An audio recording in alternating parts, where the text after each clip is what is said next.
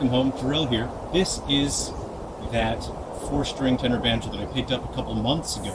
Went to a little seaside town, and it seemed all right when I picked it up. But when I tried to tune it up, it turned out that the head was torn all the way through, so it was totally unusable.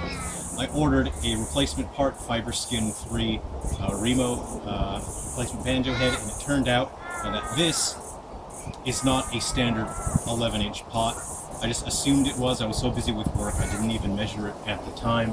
It turns out this is a 10 3/4, and I can't find those in Australia. So I went all the way to the States just to pick up a 10 3/4. Just kidding. I went to see friends and family, and I checked out music shops, but even major music shops did not have a 10 3/4 banjo head.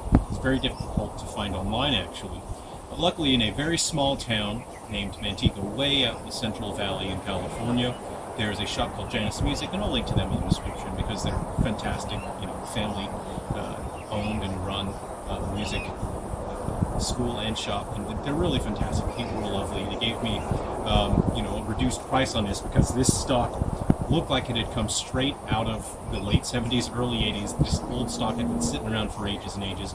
We weren't sure it was going to fit, and I said, look, the banjo's in Australia. I don't know if this is even going to fit my banjo.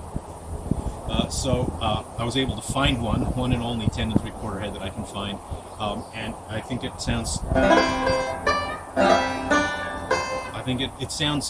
perfect for what I want. It's exactly what I want. I originally had this set up with thicker gauge strings that I had setting around my studio, and I had it tuned GDAE, but I recently finished my build on my octave mandolin banjo using a gold tone neck, and then these two instruments occupy a pretty similar space in terms of utility for me as a recording for work, and so I thought, oh, okay, well, I got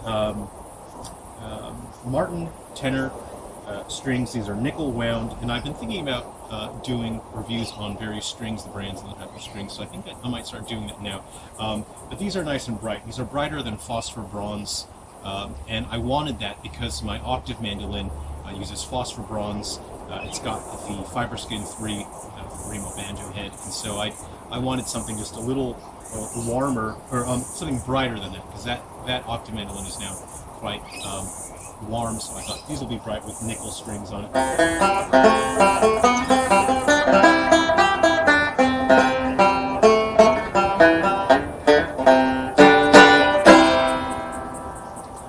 This instrument is quite nice. It doesn't have a brand on it. I don't know who made it.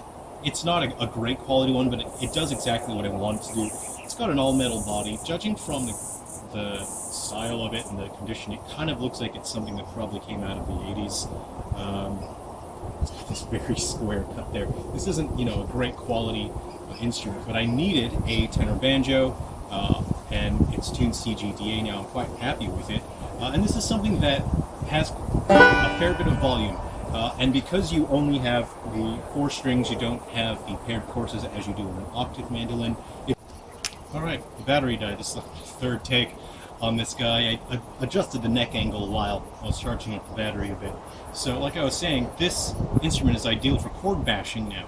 It has more tension than a 5-string banjo, so it can be, there's less wolf tones that you hear, so when it comes to chords, there's more balance and clarity. So if you are playing with other people, say for example you go to your local club for your Irish music club, if there are 15, 18 other musicians, you'll probably still have some presence with this, because it's quite clear. It's got good projection.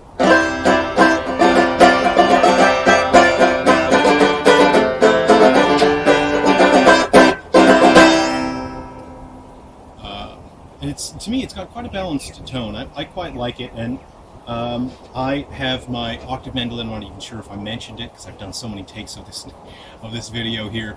But I've got my octave mandolin in my studio, and they had a pretty similar utility until I tuned this as CGDA with these nickel wound strings, and it has a nice bright tone. But the octave mandolin has more sustain, and it has just a deeper, warmer sound to it. So what is so satisfying about having finally fixed this is I originally took this to a music festival a couple months ago, and I was just going to fix it on the spot, and I was going to play it with a group of people. And they wanted to see me fix it on the spot and then play it after I'd fix it. It was quite embarrassing because I brought a replacement head to the music festival. I started repairing it and dismantling it in front of all these people going, oh wow, he can dismantle it really fast, only to find out that the head that I purchased did not fit. Oh boy. So actually, and I had to play it there at the festival, so what I did was I grabbed a roll of duct tape with the broken head that I had originally got for this thing, taped it up nice and tight along the outside, along the inside. I had to cut, I had to cut into the tape so I could make it curved, and then I was able to get it tightened enough to where I actually had it duct taped and I was playing it, and I played that during the music festival, and then at that point I sort of saved face a little bit, and people thought, oh, that was very entertaining. I guess it looked like I did that on purpose. Like, it was very entertaining that I had brought this banjo head that didn't fit. And I was kind of like doing a Bear Grylls, like it seemed like I was faking it, but I wasn't. I didn't do a Bear Grylls. It was actually banjo head that I bought that didn't fit, but then I used the duct tape and then it played and people thought it was very entertaining and funny. So this is quite satisfying to get this new old stock banjo head onto this banjo and getting it playing. I'm so happy with this. So I'll be taking this to my Irish music clubs and I'll be playing with that. It seems like it's going to be great for chords,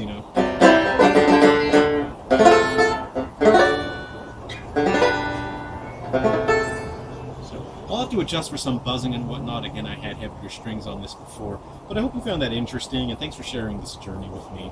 I don't even know what's in this video now because I've done so many takes. The battery died, the microphone was picking up the wind, so I'll be picking up some more audio hard like a dead cat. I've got sort of wrapped something around it to cut down on the wind here. But anyway, thanks for watching. I'm not a YouTuber, so please don't like or subscribe. I just want to share things that I like with people around the world. If you have any questions, feel free to let me know. Take care, everyone. Come home again soon. I'll see you.